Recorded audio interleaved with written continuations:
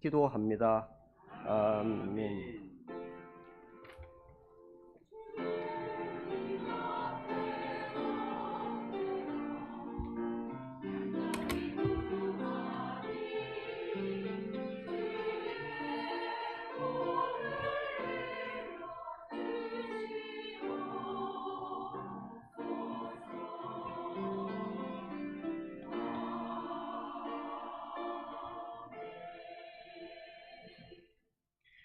하나님 말씀 신약성경 빌립보서 2장 5절에서 11절입니다.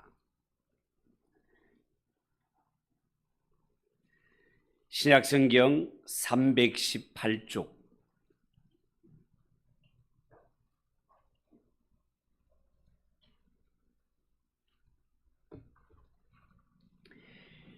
빌립보서 2장 5절에서 11절을 한 절씩 교독합니다.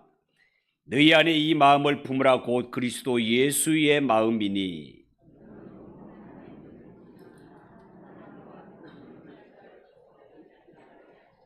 오히려 자기를 비워 종의 형체를 가지사 사람들과 같이 되셨고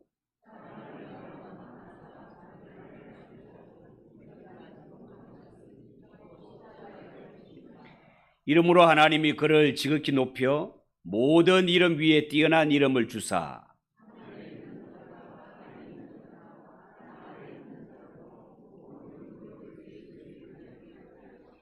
같이 읽읍시다. 모든 입으로 예수 그리스도를 주라 시인하여 하나님 아버지께 영광을 돌리게 하셨느니라. 아멘. 이 시간 하나님 앞 우리 옆에 분들과 인사합시다. 잘 오셨습니다. 은혜 받읍시다.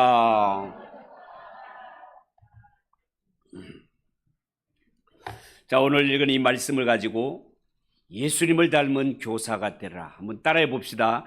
예수님을 닮은 교사가 되라. 예수님을 닮은 교사가 되라. 그런 제목으로 말씀을 전하겠습니다. 가정의 달인 5월을 맞이하여 어린이 주일, 어버이 주일을 지나 오늘은 스승의 주일을 맞이했습니다. 여러분, 역사적으로 볼 때 옛날 우리 조상들은 사람이 살면서 좋은 스승을 만나는 것을 일생의 복으로 여겼습니다. 사람이 좋은 부모를 만나고 좋은 스승을 만나고 좋은 배우자를 만난다는 것, 정말 복 중에 복이다 말이죠.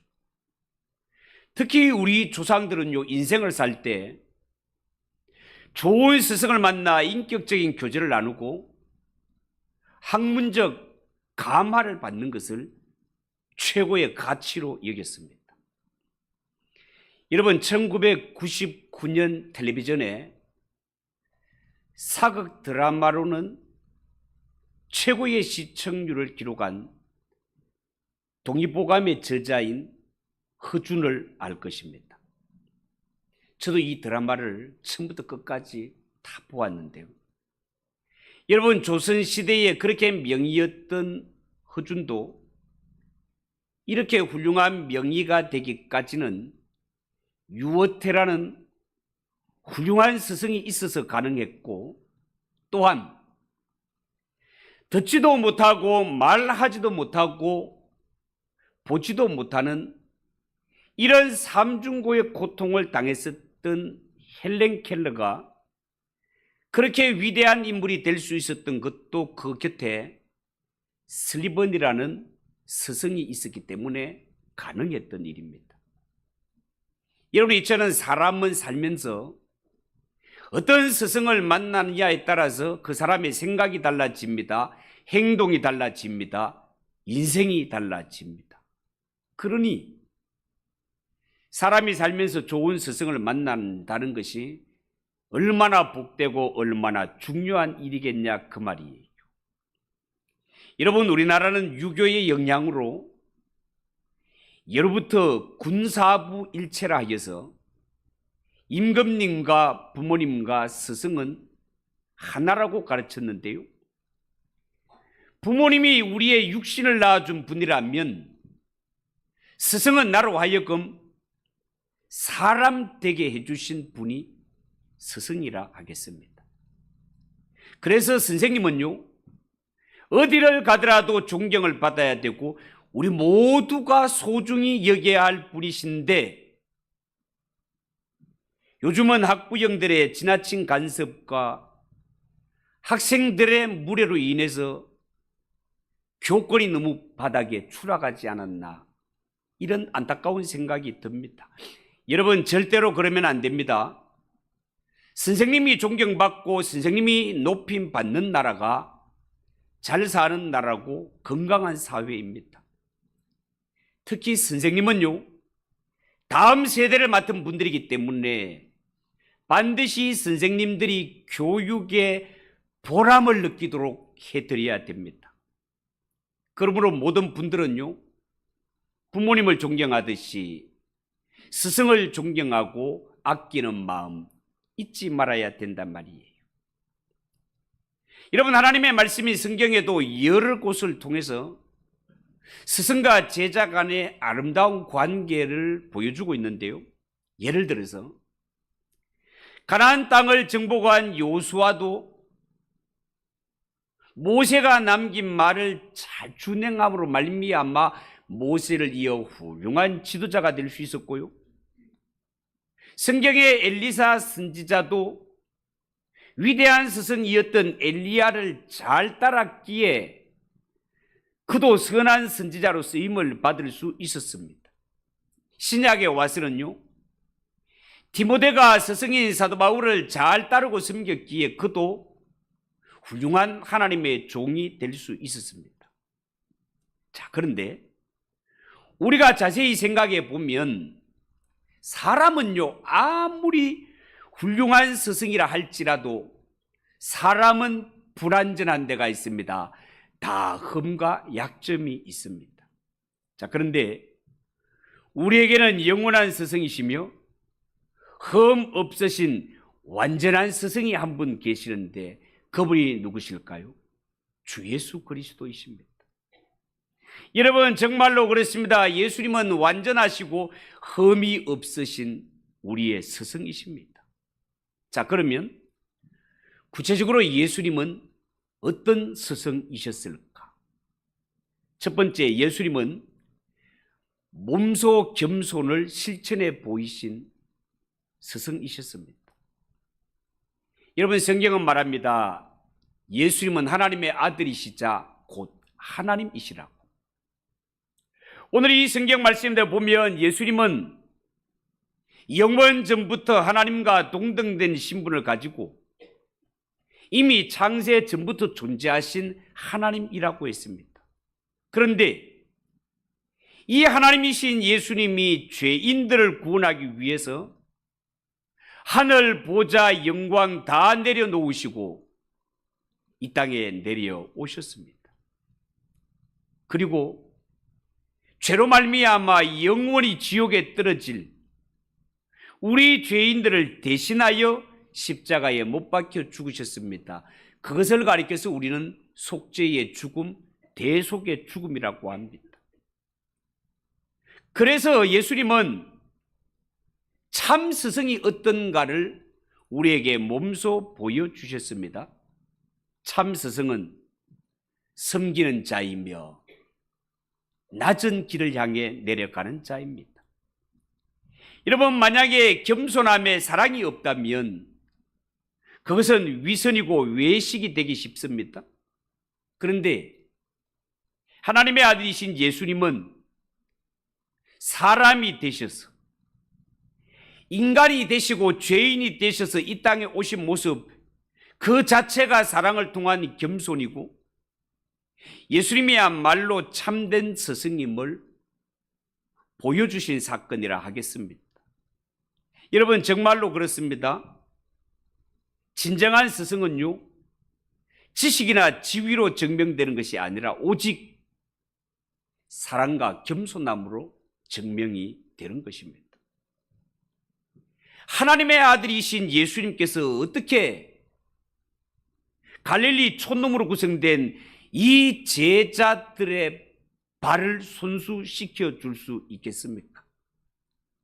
이런 사랑과 겸손이 아니면 도저히 할 수 없는 일이란 말이죠.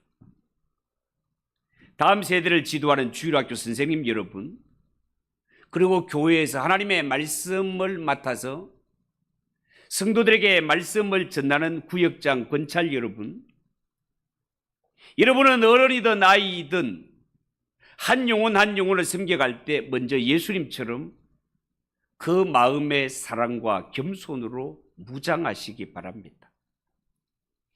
예수님의 사랑과 겸손으로 한 영혼 한 영혼 섬기시고 그들을 든든히 세워갈 때 절대로 여러분의 수고가 헛되지 않을 것입니다.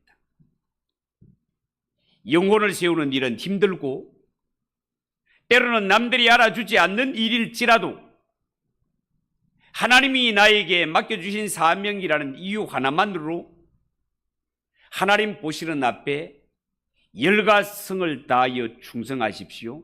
그리하면 반드시 하나님께서 알아주시고 복으로 갚아주실 날이 있을 줄 믿습니다. 진짜입니다.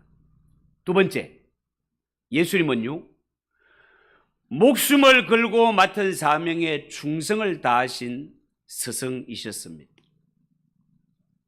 우리의 스승이신 예수님은요, 하나님 아버지로부터 받으신 그 구속사역, 이 구속사역을 완성하기 위해 그 험한 십자가를 지시고 죽기까지 아버지의 뜻에 복종하신 분이셨습니다. 여러분, 예수님은 십자가를 지실 때 억지로 마지못해 지신 분이 아니십니다.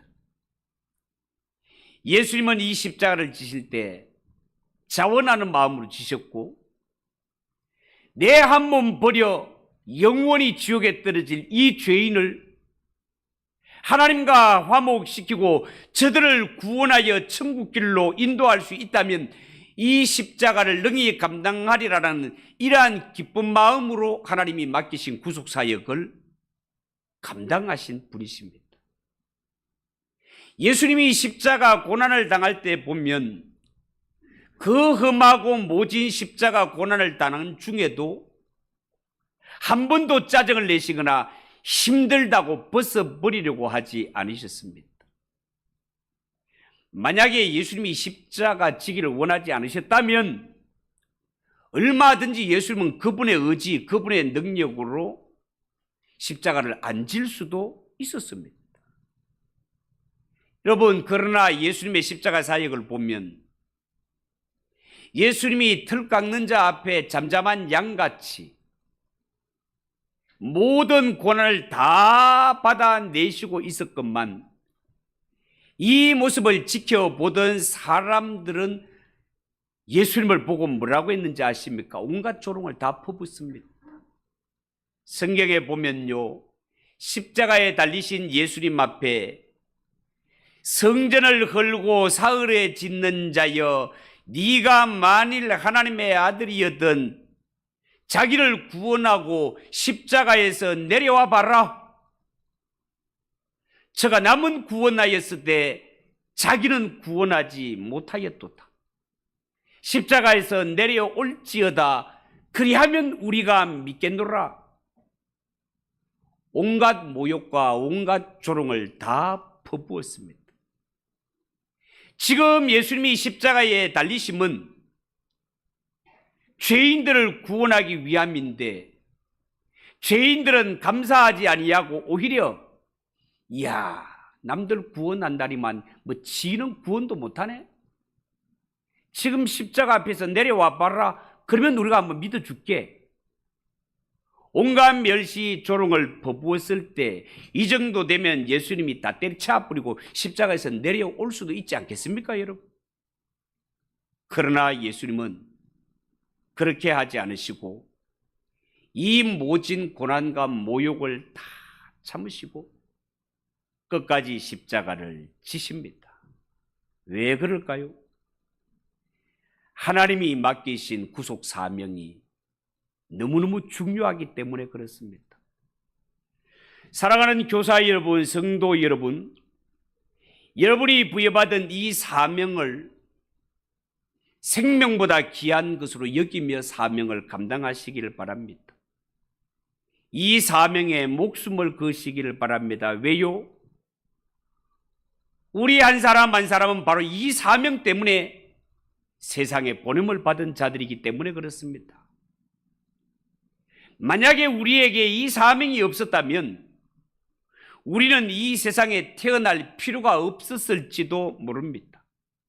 그러므로 우리 예수 믿는 성도들, 구원받은 성도들은 이 땅에 살아갈 때 그냥 날이 밝았고 눈이 떠졌으니까 살아가는 사람이 되어서는 안 되고, 하나님이 나에게 맡기신 사명이 무엇인지를 분별하여 사명을 이루기 위해 살아가는 존재가 되어야 된다, 그 말입니다.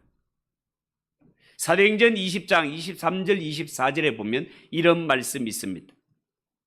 오직 성령이 각 성에서 내게 증언하여 결박과 환난이 나를 기다린다 하시나 내가 달려갈 길과 주 예수께 받은 사명 곧 하나님의 은혜의 복음을 증언하는 일을 마치려 하면은 나의 생명조차 조금도 귀한 것으로 여기지 아니하노라.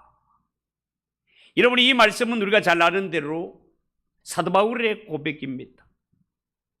사도 바울의 고백을 들어보면 주 예수께 받은 사명을 이룸에 있어서, 주 예수께 받은 사명이 뭡니까? 복음을 전하여 영혼을 살리는 것 아닙니까? 이 사명을 이룸에 있어서 내 생명조차도 귀하게 여기지 않겠다는 것이 사도 바울의 각오고 고백이었습니다.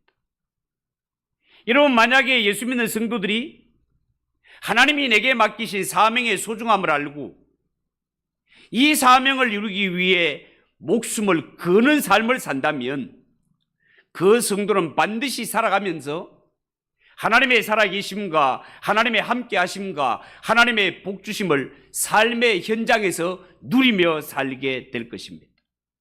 왜냐하면 이는 하나님이 우리에게 주신 약속이기 때문에 그렇습니다. 그렇지만 하나님이 주신 사명의 소중함을 다 잊어버리고 이 사명을 버리고 살아가는 자는 평생 예수를 믿어도 하나님의 살아계심과 하나님의 함께하심과 하나님의 복주심이 무슨 뜻인지도 모르고 살아가게 될 것입니다. 요한복음 10장 11절에 보면 이런 말씀이 있어요. 나는 선한 목자라. 선한 목자는 양들을 위하여 목숨을 버리느니라. 이런 말씀이 있습니다. 여기에 선한 목자라는 말은 반대로 목자들 가운데는 악한 목자도 있다라는 것을 암시합니다. 이 악한 목자를 가리켜서 성경에는 사꾼 목자라고 표현을 하기도 했지요. 여러분, 사꾼 목자는 말 그대로 돈을 받고 고용된 사람이기 때문에 양도 자기 양이 아니라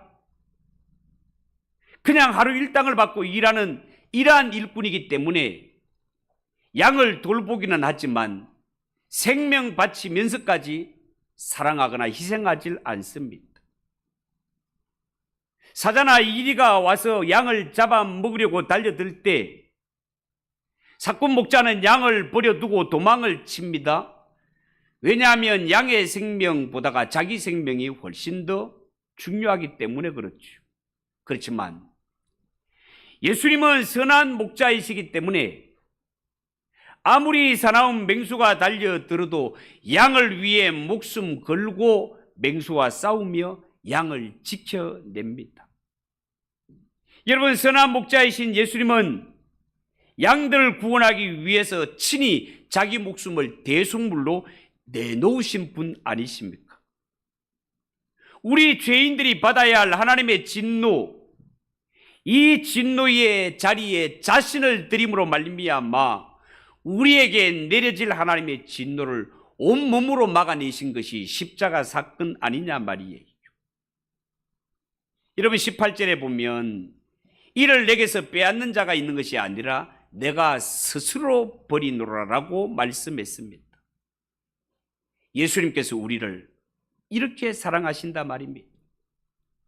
정말 우리가 예수 피로 구속함을 받은 자요 하나님의 구원의 은혜를 안다면 예수님의 십자가를 떠올릴 때마다 날 향하신 하나님의 사랑, 예수님의 사랑이 느껴질 수밖에 없단 말이죠.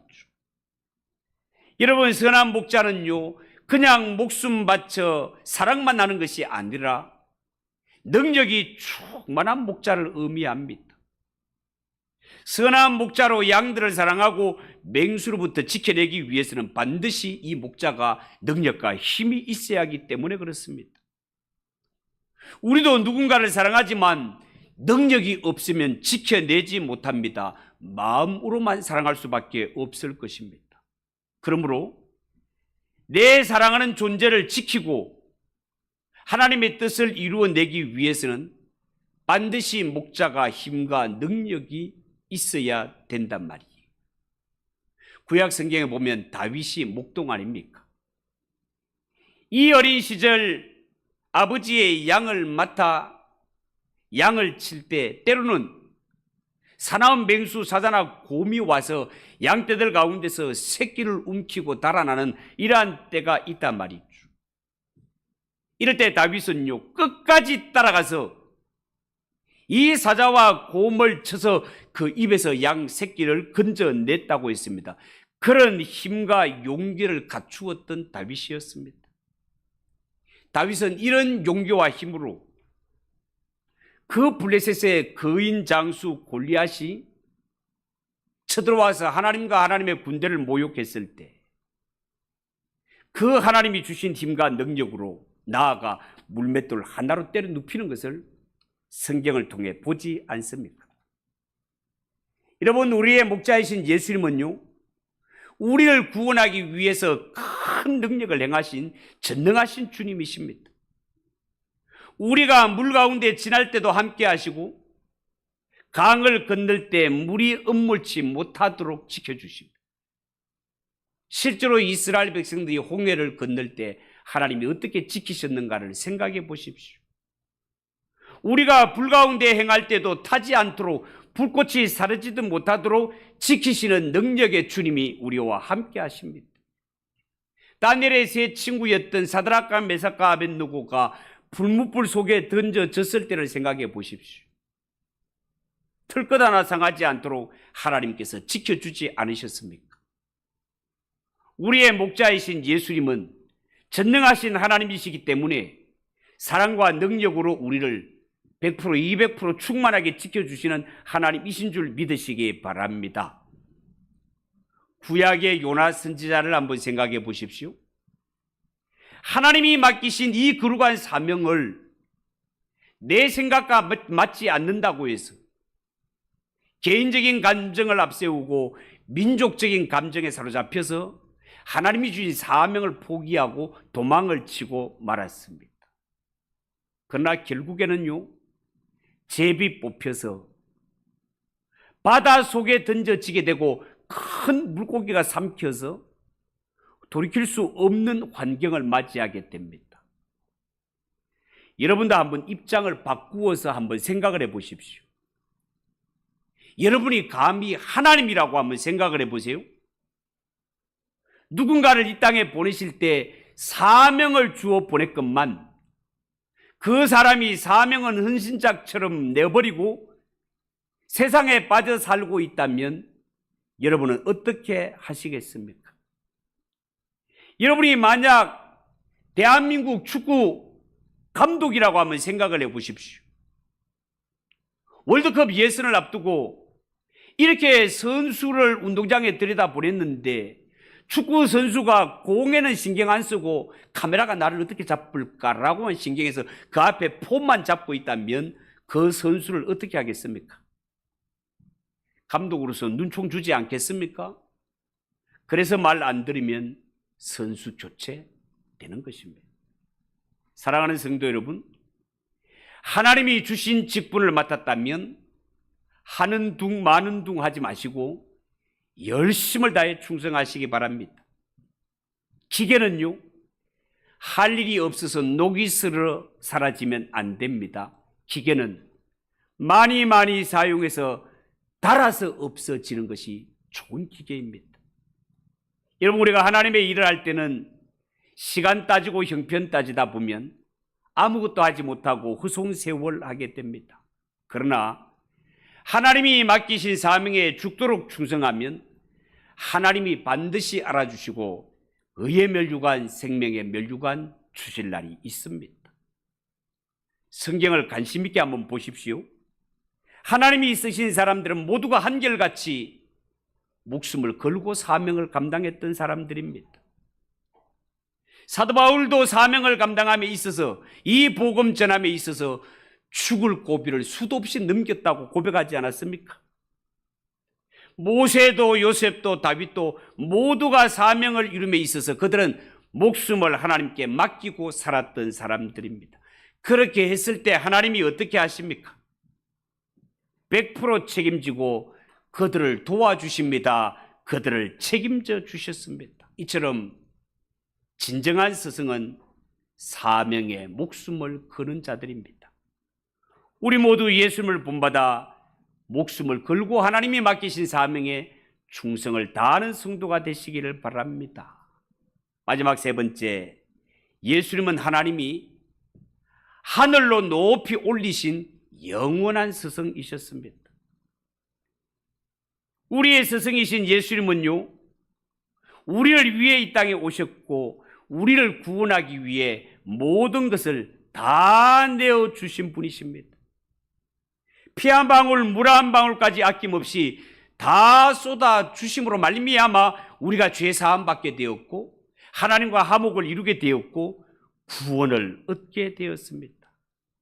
그런데 하나님은 죽기까지 복종하신 예수님, 무덤까지 내려가신 예수님을 그냥 내버려 두지 않으시고 다시 살리사 하늘 보좌에 오르게 하셨습니다. 모든 사람들의 입으로 예수님을 주님이라 시인하게 만드셨습니다. 여러분, 이 일은요, 예수님만 경험할 일이 아니라 예수님의 길을 따라가는 모든 성도들이 누리게 될 영광의 길이라는 사실을 아시기 바랍니다.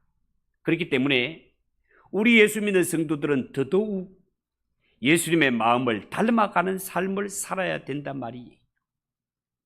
예수님의 삶을 담는 것이 뭡니까? 예수님의 삶은 한마디로 말하면 저 낮은 곳을 향하여입니다. 예수님의 삶은 영원 전부터 저 하늘 보좌 영광에서 하나님과 동등된 분이셨거늘 이 모든 것들을 내려놓으시고 죄인이 되셔서 세상으로 내려오셨습니다. 죄인들과 가까이 하시고 세리와 창기들까지도 구원하셨습니다. 십자가를 지십니다. 무덤까지 내려가십니다. 예수님의 삶은 한마디로 저 하늘에서부터 저 낮은 곳을 향하여 내려가는 삶을 사셨습니다. 그리고 이 사명을 위해 목숨도 아낌없이 다 쏟아부으신 예수님이십니다. 그랬을 때 하나님은 어떻게 하셨다고요? 내버려 두지 않으시고 그의 삶을 책임지시고 오른손으로 그의 손을 높여 하늘 보좌에 앉게 하시고 이 세상 모든 사람들의 입으로부터 주님이라 시인하도록 하게 하셨단 말입니다. 자, 그러면 여러분, 우리는 예수님을 스승으로 모신 제자로서 언제까지나 성도는 제자로만 살아야 되는 걸까요? 그렇지 않습니다. 우리 성도들도 이 땅에 살아갈 때 예수님을 닮은 스승이 되어야 됩니다. 엘리야라는 스승에게 배운 엘리사가 좋은 스승이 되었듯이 바울이 가르친 디모데가 많은 제자를 둔 훌륭한 스승이 되었듯이 오늘 예수 믿는 성도들도 우리 한 사람 한 사람이 또 다른 누구에게 좋은 스승이 되어야 된다, 그 말입니다. 우리는 어떤 스승이 되어야 할까요? 첫 번째, 전도를 통해 영적 스승이 되시기 바랍니다. 마태복음 28장 19, 20절에 이런 말씀이 있습니다. 그러므로 너희는 가서 모든 족속으로 제자를 삼아 아버지와 아들과 성령의 이름으로 세례를 베풀고 내가 너희에게 분부한 모든 것을 가르쳐 지키게 하라. 볼지어다 내가 세상 끝날까지 너희와 항상 함께 있으리라 말씀하셨습니다. 이것을 가리켜서 우리는 예수님이 맡기신 지상명령이라고 그렇게 말합니다. 여기에 지상명령이라는 말은 이보다 더 중요한 계명은 없다 그 말입니다. 이보다 더 큰 계명은 없다 말입니다. 다시 말해서 예수님이 남기신 가장 귀하고 가장 큰 계명이 바로 이 계명이다 그 말입니다. 예수님이 남기신 이 지상명령 가운데서 중요한 것은 너희는 가서입니다. 너희는 가서. 여러분, 우리가 믿는 기독교는 복음을 들고 가는 종교입니다. 불신자들이 지 알아서 교회에 나오도록 앉아서 기다리는 것이 아니라 복음을 들고 가는 것입니다. 그러므로 예수 믿는 성도가, 교회가 복음을 전하지 않고 앉아서 기다리는 것은 옳은 모습이 아닙니다. 교회와 성도는 먼저 기도로 준비해야 됩니다. 말씀과 복음을 준비해야 됩니다. 가서 이 복음을 전하여 이 불신자를 구원하여 복음으로 낳는 산모의 역할을 감당해야 된다 그 말입니다. 그렇게 할 때 성도가 비로소 영적인 아버지도 되는 것이고 영적인 스승도 되는 것입니다. 영적인 스승 그냥 되는 것이 아닙니다. 여러분, 성경에 보면 바울은 디모데를 이야기할 때 내가 복음으로 나았다라고 표현을 하고 있습니다. 이렇게 해서 영원한 스승이 되는 것입니다. 여기에서 그치지 않습니다. 바울에게 복음을 들은 디모데 역시 영적으로 복음을 전하여 많은 성도들을 낳게 됩니다. 영적 스승이 되게 됩니다. 그래서 우리 예수 믿는 성도는요, 나는 전도는 잘하지 못해, 나는 가르치기만 할 거야, 이런 말은 사실 옳지 않습니다. 왜냐하면 이 말은 나는 아기는 낳지 않을 거야, 그러나 기르기는 잘할 거야, 이런 말과 같기 때문에 그렇습니다. 아기를 많이 낳고 잘 기르기도 해야 되는 것입니다. 어떤 제자가 될까? 어떤 스승이 될까? 삶을 통해 제자를 만드는 스승이 돼야 됩니다. 여러분, 제자는 스승에게 보고 들은 것을 그대로 따라하는 자들입니다. 여러분, 영어로 제자를 disciple, follower라고 합니다. 한마디로 이 말은 따르는 사람이라는 뜻이에요. 무엇을 따른다 말입니까? 주님이 가신 길을 그대로 따르겠다는 것입니다. 스승의 행동, 스승의 말씀, 스승의 교훈 그대로 따라가는 것입니다. 그러므로 우리가 예수님의 제자라면 또 다른 사람에게 이 예수의 복음을 그대로 증거해서 예수님이 우리를 제자 삼듯이 우리도 이 복음으로 제자 삼아야 된단 말이죠. 우리가 제자를 삼을 때 나는 자격이 없으니까 나를 본받지 말고 다른 사람을 본받으세요, 이거는 옳지 않습니다. 고린도전서 4장 16절, 내가 그리스도를 본받는 자 된 것 같이 너희는 나를 본받는 자가 되라. 사도 바울이 그렇게 말했습니다. 너희는 나를 본받는 자 되라. 그것이 곧 예수님을 닮는 것이다 라고 말할 수 있는 스승이 돼야 된다 그 말입니다. 그러므로 여러분, 우리 예수 믿는 성도들은 여러분의 말 한마디, 행동 하나하나가 제자를 만들 수 있기도 하고 마귀의 자식을 만들 수도 있으니까 매사에 신중하시고 할 수 있으면 선한 모습을 많이 보여주는 그런 스승이 되십시오. 하나님께 영광 돌리는 스승이 돼야 됩니다. 예수님을 닮은 영적 스승 되려면요, 스승으로서의 삶이 자기 보람과 자기 만족이 되어서는 안 됩니다. 바람직한 영적 스승은요, 고차원의 목적이 있어야 됩니다. 그 목적이 뭡니까? 오직 주님께 영광. 따라해 봅시다. 오직 주님께 영광. 오직 주님께 영광. 내 돈벌이가 아닙니다. 내 보람, 내 만족이 목표라면 이 모든 것들을 다 내려놓으시기 바랍니다. 절대로 유익하지 않습니다. 하나님이 기뻐하시는 영적 스승은 나를 보내신 하나님, 나를 통해 일하시는 하나님만 기쁘게 하시는 일꾼 되는 것이 하나님이 기뻐하시는 스승이다 그 말입니다. 오늘 이 스승의 주일을 맞이해서 우리 모두가 영적 스승이신 예수님의 마음을 닮아가는, 이것이 하나님을 기쁘시게 하는 유일한 방법인 줄 알고 모두가 분발해서 예수님의 마음을 닮아가는 그런 교사, 그런 성도들이 꼭 되시기를 예수님의 이름으로 축복합니다. 기도하겠습니다. 하나님 아버지, 은혜를 감사합니다. 오늘 이 스승의 주일을 맞이해서 예수님을 닮은 교사, 예수님을 닮은 성도가 되자고 말씀을 전했습니다. 하나님 아버지, 예수님처럼 몸소 겸손을 실천하신 이러한 성도가 되게 하시고 사명을 감당함에 있어서 목숨을 거는 자가 되게 하시고 하나님이 저 높이 오른손으로 드는 영광스러운 스승, 영광스러운 성도가 되게 축복해 주시옵소서. 예수님의 이름으로 기도하옵나이다. 아멘. 458장 찬송하겠습니다.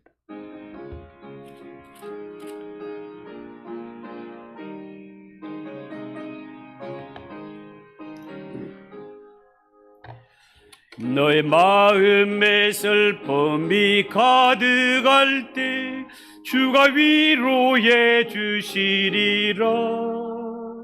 아침 해같이 빛나는 마음으로 너 십자가 지고 가라. 참 기쁜 마음 십자가 지고 가라. 내가 기쁘게 십자가 지고 가며 슬픈 마음이 위로받네. 이를 따라서 주시는 은혜로서